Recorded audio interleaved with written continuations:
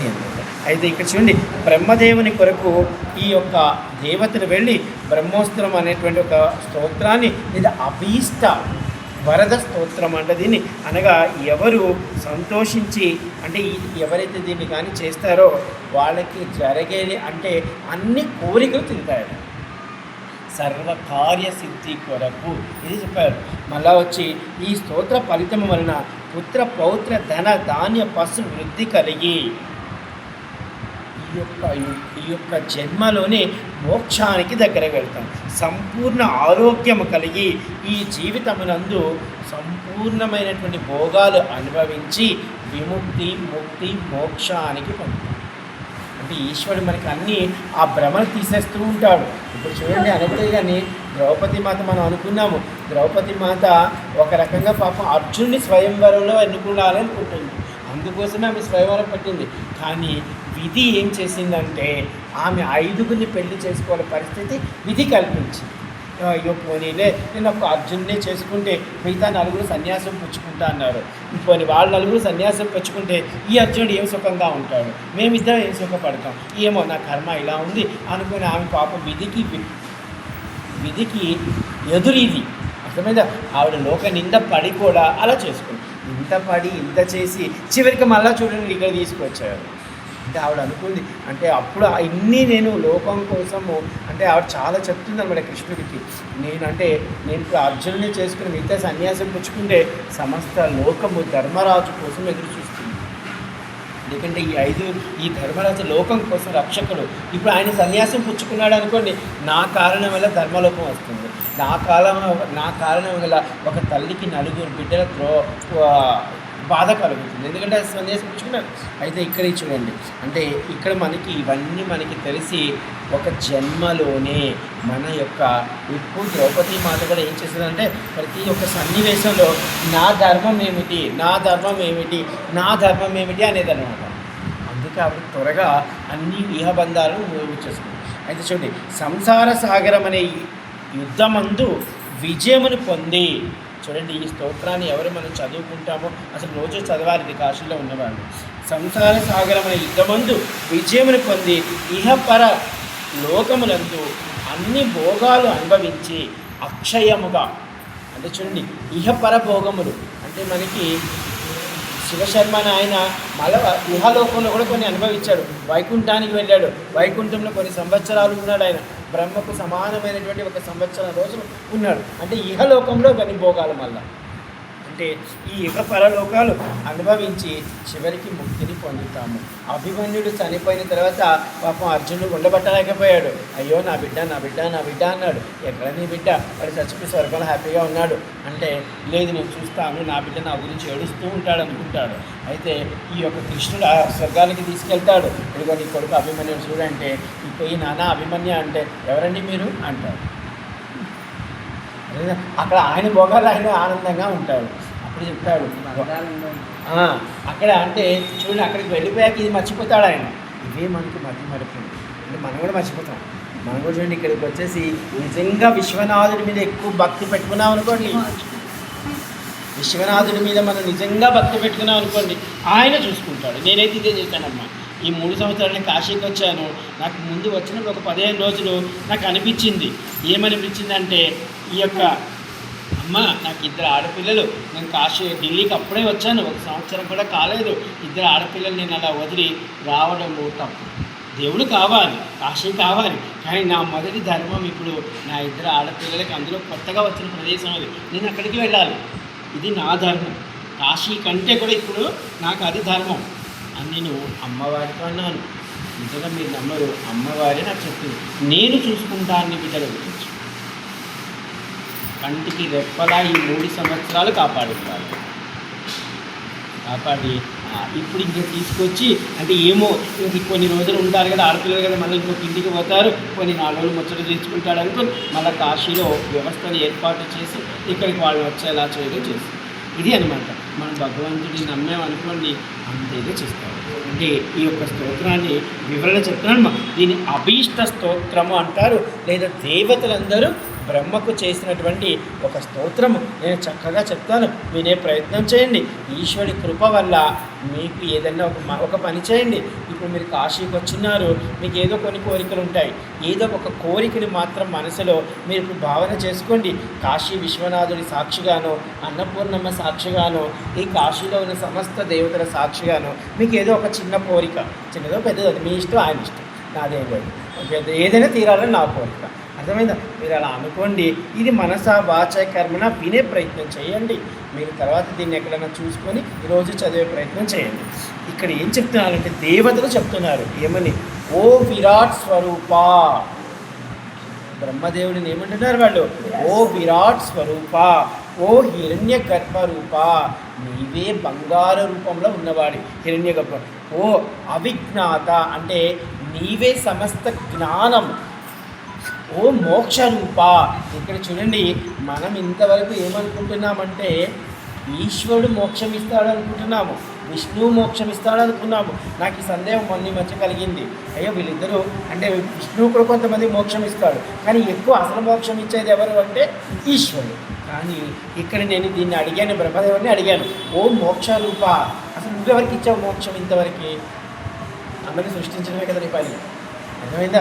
అంటే ఈయన మోక్ష రూపం అని ఇచ్చాడంటే అక్కడ ఈయన మోక్ష రూపం అంటే చూడండి, ఎంతోమంది రాక్షసుని సృష్టిస్తాడు. అర్థమైందా? ఎంతోమంది రాక్షసుని సృష్టించి ఆ రాక్షసుని దేవతల యొక్క విష్ణు స్వరూపము చేతను, ఈశ్వర స్వరూపము చేతను వధింపబడేలా చేసి వాళ్ళకి మోక్షం ఇస్తాడు. అవునా కదా? అంటే మనకి ఇప్పుడు చూడండి, మీరు కాశీ వచ్చారు, కొంతమంది ఏదో ఒక 9 ఏళ్ళు కాశీలో ఉన్నారు, ఉన్నవాళ్ళు మోక్షాన్ని పొందారనుకోండి.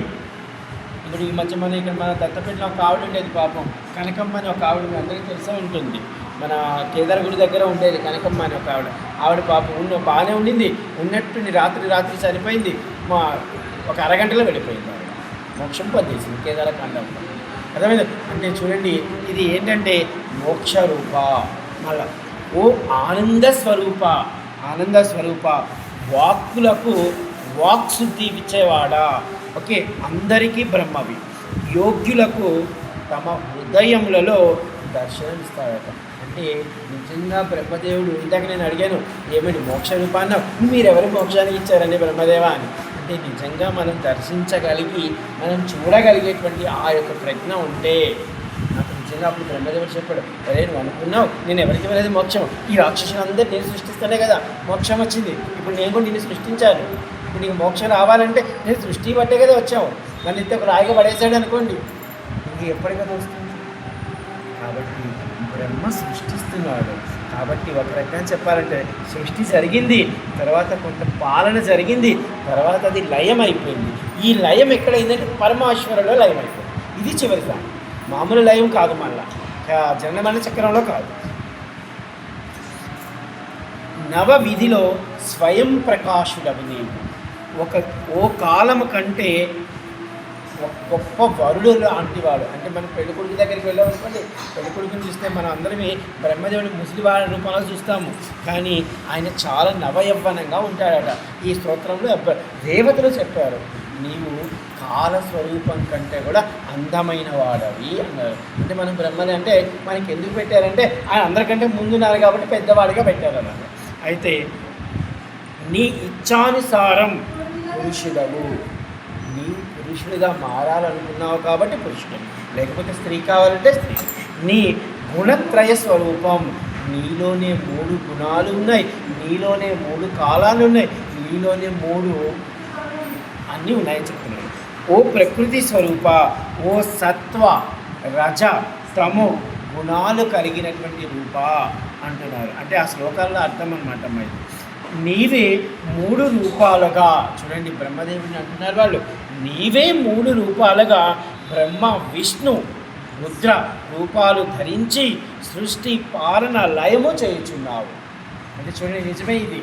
ఇప్పుడు బ్రహ్మదేవుడు అనేవాడు ఏం చేయలేదు అనుకోండి, విష్ణుమూర్తి హ్యాపీగా నిద్రపోతాడు వైకుంఠం. బ్రహ్మదేవుడు ఏం చేస్తున్నాడంటే ఎవరు 4 రాక్షసుని సృష్టిస్తారు. ఇప్పుడు బ్రహ్మదేవుడు సృష్టించబట్టే కదా మనకి రావణాసుడు కానీ కుంభకర్ణుడు వచ్చాడు. ఇప్పుడు రావణాసుడు కుంభకర్ణుడు వచ్చాడు కాబట్టి వైకుంఠంలో నిద్రపోతున్నటువంటి విష్ణుమూర్తి సామాన్య రాముడిగా మానవుడిగా రావాల్సి వచ్చింది. అంటే ఇది ఎవరు చేశారు? బ్రహ్మ సృష్టించారు కాబట్టి ఇలా జరగాలి కాబట్టి ఆయన వచ్చాడు. అర్థమైంది? పాలన అంటే సృష్టి పాలన అంటే మనల్ని పరిపాలించడం మరియు లయము చేయడం. అలాగే నీ బుద్ధిచే విష్ణువుకు ఈశ్వరునికి కూడా కార్యములు కల్పించగలవు. అంతే కదా, మనం బ్రహ్మదేవుడే చూడండి, రాక్షసులు అందరికీ వరాలు చేస్తారు. ఈ వరాలతో వీళ్ళు ఏదో చేస్తారు. కొంతమంది విష్ణువుని చంపుతాడు, కొంతమంది ఈశ్వరుని చంపుతాడు. నీవే కర్మ జ్ఞాన మనసులను, అంటే ఎవరైతే కర్మముతో జ్ఞానంతో ఉంటారో వాళ్ళ మనసులో ఇంద్రియాలను నిగ్రహణ చేస్తావు. ఇందాక మనం చెప్పుకున్నాం, బాగా యతీశ్వరులు ఉన్నవాళ్ళు ఈ కళ్ళని ఎప్పుడు వాళ్ళు ఏం చేస్తారంటే ఎక్కువ, అంటే వాళ్ళు తక్కువ వినడము, తక్కువ చూడడము, తక్కువ మాట్లాడడమే చేస్తారు. ఎందుకంటే ఈ ఇంటి ఎక్కువ మాట్లాడితే దోషాలు వచ్చేస్తాయి. అర్థమవుతుందా? అందువల్ల ఇక్కడ అదే చెప్తున్నాడు, నీవే కర్మ జ్ఞాన అనేటువంటి మనుషులు ఎవరైతే ఉంటారో వాళ్ళలో ఇంద్రియ నిగ్రహ స్వరూపానివి నీవే. ఎందుకంటే పాపం వాళ్ళకి పాపం చేస్తావు. అందుకే చూడండి, ఇప్పుడు దేవతలకి ఒక సమస్య వచ్చింది, ఈ దేవత కూర్చొని ఏడవలేదు అంటే ఇప్పుడు వాళ్ళకి అర్థమైంది, ఇక్కడ ఒక ఆయన సృష్టించాడు ఇది, ఇప్పుడు ఇది ఆగిపోయిందంటే దీనికి ఆయనకు తెలిసి ఉంటుంది ఈ విషయం, కాబట్టి ఆయన దగ్గరికి వెళ్ళారు. నీవే బ్రహ్మాండ స్వరూపుడవు. అర్థమైందా? నీవే బ్రహ్మాండ స్వరూపుడు, నీవే జగత్ కారకుడవు, నీవే బ్రహ్మాండములకు మధ్యవర్తివి. అంతే కదా, ఇప్పుడు దేవతలకు, రాక్షసులకు, దేవతలకు సమస్యకు ఒక సమస్య వచ్చింది. ఇప్పుడు ఈ సమస్యను ఎవరు, ఎన్నో సందర్భాలు మనం విన్నాం, పరిగెత్తుకొని వెళ్ళిపోతారు అందరూ అక్కడ బ్రహ్మదేవుడి దగ్గరికి. అర్థమైంది? అంటే నీవే ఈ బ్రహ్మాండమునకు మధ్యవర్తి. చూడండి, ఒక గొప్ప మీడియేటర్ అన్నమాట. నీవే నిత్య స్వరూపాలువి, నీవే నిరంతరం ఉండేవాడివి, నీవే లేనివాడివి కూడా. ఎందుకంటే నువ్వు సృష్టించవచ్చాయి, మళ్ళీ పోయినాయి, అంటే ఉన్నాయి పోయాయి, పోతున్నాయి వస్తున్నాయి. నీవే సర్వ కారణములు కలిగించేవాడవు. చూడండి, ఇప్పుడు అక్కడ ఆగిపోయాడు సూర్యుడు అంటే ఆగిపోవడానికి ఒక కారణం ఉంది, ఇది నీవే సృష్టించుంటావు. నీ యొక్క పాలనలోనే ఇదేదో ఉంది కాబట్టి నువ్వే సృష్టించుంటావు, నీవే వాటిని నియంత్రించగలవు. ఎందుకో మాలాంటి వాళ్ళు ఏదో తప్పు చేస్తుంటావు, మాకు బుద్ధి చెప్పడం కోసం ఇలాంటి పనులు చేస్తుంటాం. అందుకే దేవతలు కూడా చూడండి, చాలా సందర్భాలలో వాళ్ళు కూడా ఏదో కొంచెం ఒక 10 రోజులు మనకు కూడా సాఫీగా ఉందనుకోండి, మనం కూడా ఒక రకమైనటువంటి గర్వంలోకి వెళ్ళిపోతాం. అందుకే ఒక 10 రోజుల్లో మళ్ళీ ఏం చేస్తారంటే ఏదో ఒక రోజు అంత తలనొప్పి రావడమో, అంత ఏదో రావడమో, మళ్ళీ కొంచెం ఇబ్బంది పెడితే మళ్ళీ మనం మానవ భగవంతుడా అంటాం. నీవే భక్తులపై దయతో శరీరమును ధరించేవాడు. అర్థమైందా? మనకి కృష్ణుడు ఒకానొక సందర్భంలో గోపికలకు వెళ్ళినప్పుడు అక్కడ ఒక పరమ భక్తుడు వస్తాడు. ఆ పరమ భక్తుడు వచ్చి ఈయన 16,000 మంది గోపికలతో రాసలీలలో ఉన్నాడు అనుకుంటాడు. అప్పుడు ఈయన అనుకుంటాడు, ఆ కృష్ణుడు ఇలాంటి అధర్మ పని ఎందుకు చేస్తున్నాడు, ఆయన చూద్దామని ఒక యతి వస్తాడు. అర్థమైందా? ఆ యతి వెళ్ళేటప్పటికి అక్కడ 16,000 మంది గోపికలు కనపడరు, 16,000 మంది రూపాయలు కృష్ణుడే కనబడతాడు. అంటే నీ రూపంగా నువ్వు చేసేది ఏంది? అర్థమవుతుందా? అంటే ఇది అన్నమాట. అంటే ఈశ్వరుడు సర్వ ప్రాణులందు ఉన్నాడనమాట. మహాభారత యుద్ధం అయిన తర్వాత ఒక అతను ఉంటాడు, ఆయన పేరు నాకు గుర్తురావట్లేదు. అతని దగ్గరికి ఈ యొక్క గాంధారి మాతను తీసుకెళ్తాడు. ఆమె అడుగుతుంది, నా 100 మంది బిడ్డల్ని చంపేశాడు ఈ కృష్ణుడు అంటే. మా అబ్బాయి అంటాడు, మాత అసలు ఇక్కడ నీ బిడ్డలు ఎవరున్నారు? ఉన్నదంతా కృష్ణుడే. బొబ్బురునుడు ఎవరు అంటారు? బొబ్బరవాహనుడు. ఓకేనా? ఈయనమాట. అంటే ఆయన చెప్తాడు కుంతీమాతకి, మాత ఈ యుద్ధంలో నువ్వు అనుకుంటావు, యుద్ధం చేసింది, యుద్ధంలో చనిపోయింది అందరూ కృష్ణుడే. ఇక్కడ దుర్యోధనుడు లేడు, భీష్ముడు లేడు, ద్రోణాచార్యుడు లేడు, అర్జునుడు లేడు, అంతమంది కృష్ణుడే. అంటే చూడండి, ఆ స్థాయికి వెళ్ళిపోయాడు ఆయన. ఆ స్థాయికి మనం వెళ్ళిపోతే ఇప్పుడు మనం కూడా చూడండి అనవద్దు, కానీ ఇప్పుడు హనుమ ఉన్నాడు. ఇంకా మనకి ఏదో కొన్ని విపత్తులు వస్తుంటే కొంతమంది అనుకుంటాడు, భగవంతుడు దేవుడిలో కూర్చోమన్నాడు కదా, ఇవన్నీ ఆపచ్చు కదా, ఇవన్నీ చేయొచ్చు కదా అని కొంతమంది యక్ష ప్రశ్నలు వేసేవాళ్ళు చాలామంది ఉంటారు. అర్థమైందా? భగవంతుడికి ఇవన్నీ తెలుసు. ఇప్పుడు ఏ విధంగా అయితే బ్రహ్మగారికి తెలుసు ఇది ఆగుతుంది, కాసేపు వస్తారు వీళ్ళని. అలాగా ఎవరో కొందరు మంచివాళ్ళు రక్షింపబడతారు, కొందరు అలా వాడిపోతారు. అదనమాట. నీవే నిట్టూర్పులకు 4 వేదాలు. అంటే చూడు, నీ నిట్టూర్పలే 4 వేదాలు. చూడండి, మనం నిన్న కాళరాత్రి నిట్టూర్పు వల్ల 30,000 మంది చనిపోయారు. ఇంకొక నిట్టూర్పు ఏదో చెప్పుకున్నాం మనం నిన్న. అంటే నారదుడి నిట్టూర్పు. నారదుడి నిట్టూర్పు వల్ల ఏమైంది? ఈ యొక్క వింధ్యాపర్వతం యొక్క గర్వం పెరిగింది. అయితే ఇక్కడ చూడండి ఏం చెప్తున్నాడు, బ్రహ్మదేవుని యొక్క నిట్టూర్పులే 4 వేదాలంట. నిజమే. అలాగే నీ శ్వేత జలమే సమస్త జగతికి ప్రాణధారణ. చూడండి, భూతలమంతయు నీ పాదతలం, అంటే భూమి అనేది ఏదో ఉంది కదా, అది ఎంత నీ పాదాల కింద ఉన్న భూమి. చూడండి, నీవే స్వర్గము నరకము, నీ నాభి నుండే అంతరిక్షము. నీ నాభి నుండే ఏమొచ్చిందయ్యా అంటే అంతరిక్షం. విష్ణు నాభి నుండి ఈయన వచ్చాడు, ఈయన నాభి నుండి అంటే ఈయన సంకల్పం అంతే కదా, మనం కూడా తల్లి కడుపుల నుంచి వచ్చాము కాబట్టి ఈయన సంకల్పమే ఒక నాభి, కాబట్టి ఇలా వచ్చాడు. నీ నాభి నుండే అంతరిక్షం, నీ రోమముల నుండే వనస్పతులు. అంటే చూడండి, నీ యొక్క వెంట్రుకల నుంచి ఎన్నో ఆయుర్వేదములు వచ్చాయి. నీ మనసు నుండి మానస పుత్రులు, సప్త ఋషులు, చంద్రుడు, ఇలా ఎంతోమంది వచ్చారు. మనం చెప్పుకుంటాం మానసపుత్రుడు. నారదుడు కూడా మానసపుత్రుడు. అంటే నీ నేత్రమునే అగ్ని సూర్యుడు. చూడండి, నీ కళ్ళే అగ్ని సూర్యుడు. అంటే ఎవరు చెప్తున్నారు? దేవతలు బ్రహ్మదేవుని ఇలా వర్ణన చేస్తున్నారు. సమస్తము నీచే పరివ్యాపకమై అని ఆ శ్లోకంలో ఉన్నది 13 శ్లోకాలే, కానీ ఒక్కొక్క నామము వెనుక ఎంతో అద్భుతమైనటువంటి ఇవి ఉన్నాయి.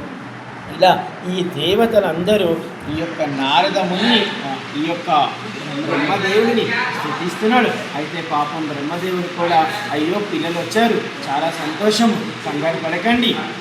చూడండి, బ్రహ్మదేవుడు ఇలా వెళ్ళి అంటే ఇప్పుడు నేను మీకు ఈ స్థుతి కొంచెం ఎక్కువ చెప్పినట్టు ఉంది, కానీ అక్కడికి వెళ్ళిపోగానే 1 సెకండ్లో చెప్పేశారు ఆయన. అర్థమవుతుందా? మనం కూడా ఇప్పుడు మేము వెళ్ళామనుకోండి, మా లక్ష్మి గారిని ఏదో పలకరిద్దామని చెప్పి వాళ్ళు రూమ్కి వెళ్ళాక ఏమా లక్ష్మి గారు బాగున్నారా, తిన్నారా లేదా అని ఒక 2-3 నిమిషాలు అనిపించేస్తాయి, అంటే 1 గంట చెప్పరు కదా. అట్లా ఈ దేవతలు అందరూ కూడా అక్కడికి వెళ్ళి ఆ యొక్క బ్రహ్మదేవుడిని స్తుతించారు. బ్రహ్మదేవుడు అంటే మనం ఎదుటి వాడి దగ్గరికి కార్యార్థం వెళ్ళాం కాబట్టి, ఏదో పని కోసం వెళ్ళాం కాబట్టి వాళ్ళు మనకి ఇచ్చే స్పందనలోనే తెలిసిపోతారు. చూడండి, మీకు దీని అర్థం ఏమిటంటే దుర్యోధనుడు అర్జునుడు వెళ్ళాడు. అర్జునుడు అలా కృష్ణుడు లేచి నిలబడగానే అమ్మ మా కృష్ణుడు లేచా చాలు అనుకున్నాడు. అంటే నేను ఏమైనా అడుగుదామా, అది చేస్తాడా చేయలేదా ఇవన్నీ ఆలోచించలేదు. ఇవి వెనుకున్నవాడు ఆలోచిస్తున్నాడు. ముందున్నవాడు నా కృష్ణుడు లేచాడు చాలు. ఇది ఆనందం.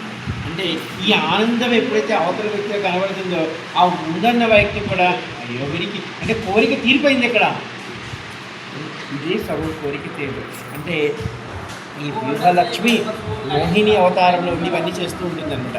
అయితే మనము ఈ యొక్క నారదుడు ఇలా చేశాడు. పాపం ఈ బ్రహ్మదేవుడు ఈ దేవతలందరినీ మీరు కంగారు పడకండి, 1 క్షణంలో తీరిపోతుంది అదంతా అని చెప్పి మీరు బ్రహ్మలోకానికి వచ్చారు కదా, మా బ్రహ్మలోకం యొక్క గొప్పతనం చెప్తా వినండి. అసలు ఎవరు ఈ బ్రహ్మలోకానికి వస్తారు, ఎవరు ఈ బ్రహ్మలోకంలో ఉంటారు, అసలు ఈ బ్రహ్మలోకం అంటే ఏమిటి అని బ్రహ్మలోకం గురించి వర్ణించాడు. అది రేపు చెప్తాను. అలాగే గోమాత గురించి కూడా బ్రహ్మదేవుడు వర్ణించాడు. ఈ 2 వర్ణించాడు, వాడికి కొంచెం ఊరట కలిగించాడు. ఆ తర్వాత మీకు 3వ భాగం ఏం చెప్తానంటే కాశీలో అగస్త్యమని ఉన్నాడు, ఆయన వెళ్తాడు, ఆయన వెనక్కి వెళ్తాడు. అంటే చూడండి ఎంత సమయం జరిగింది ఇక్కడ. అంటే ఈ దేవతలు వెళ్ళడము, అక్కడ ఇవన్నీ వినడము, మళ్ళీ కాశీ రావడము, కాశీలో అగస్త్యుడు వెళ్ళడము, ఈ యొక్క వింధ్యాపర్వతం అణిగిపోవడము 1/2 నిమిషంలో జరిగింది. అంటే బ్రహ్మకు సమానమైనటువంటి 1/2 నిమిషంలో జరిగింది. అర్థమైందా? మనకైతే ఎంతో సమయం పడుతుంది అంతే కదా. ఓకే అమ్మా, జై కాశీ విశ్వనాథ్.